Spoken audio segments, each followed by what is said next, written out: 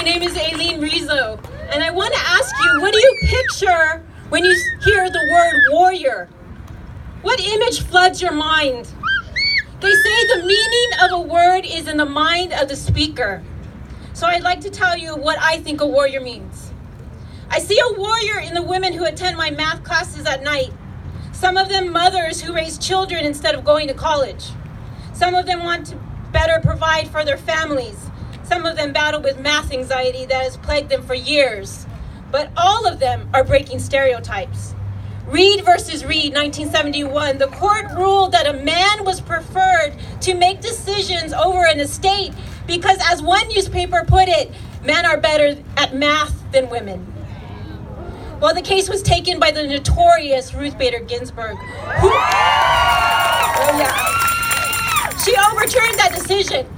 But not enough has changed in mathematics. Women are still underrepresented, and only 8% are women of color.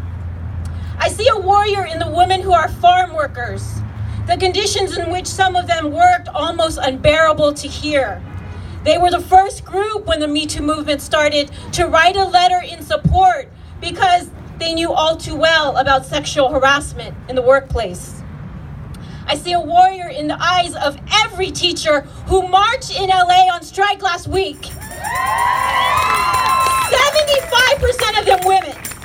Teachers have one of the most important jobs in the world. And how long do they have to wait before society regards them with the respect, the pay, and the support they deserve? I see a warrior in the single moms who decide to buy diapers instead of tampons, who use all their sick days to take care of someone else, and who never miss a parent-teacher conference. I see a warrior in the parents who come home after working a full-time job to make dinner, help with homework, read a book, tuck the children in bed, do laundry, and then start all over the next day. You see, warriors are made in the small moments, the choices we make to help others, and the stand we take against injustice and racism. On July 31st, 2012, I made my choice to not stay silent, and I have fought a battle for equality that is 6.5 years going and still raging. I could not fathom that even though I excelled in education, seniority, and experience, I was being denied the same pay as the person sitting next to me simply because he was born a white man. When I went to my supervisor about the pay discrimination, she said, "Aileen, don't take this personal. Make no mistake, this is personal." The gender wage gap costs women $840 billion a year. 40% of households depend on a working woman's paycheck. If women got fair pay, we could cut the poverty rate in half. And on average, a Latina makes only 54 cents to the white man's dollar. That's true! This is personal for all of us. Because when employers pay a woman less, they steal from families. When an employer pays a woman less, what do they communicate to society about the worth of a woman? So I asked you, what did you picture when I said the word warrior? Did you picture yourself? I hope you will. You are the warrior we need to make the changes we dream of.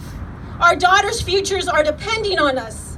And how can we leave them a world where they are anything but equal?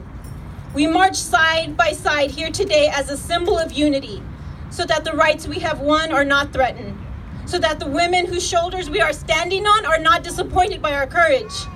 Use your voice, tell your story, uplift your sister, and make sure you vote. On March 5th, on March 5th, there is a special election. Make sure you are there to make sure your voice is heard.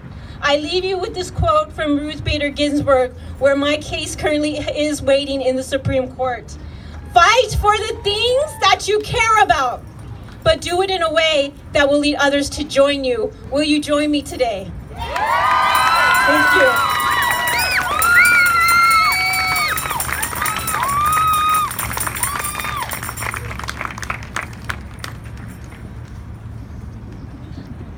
Good morning, Fresno!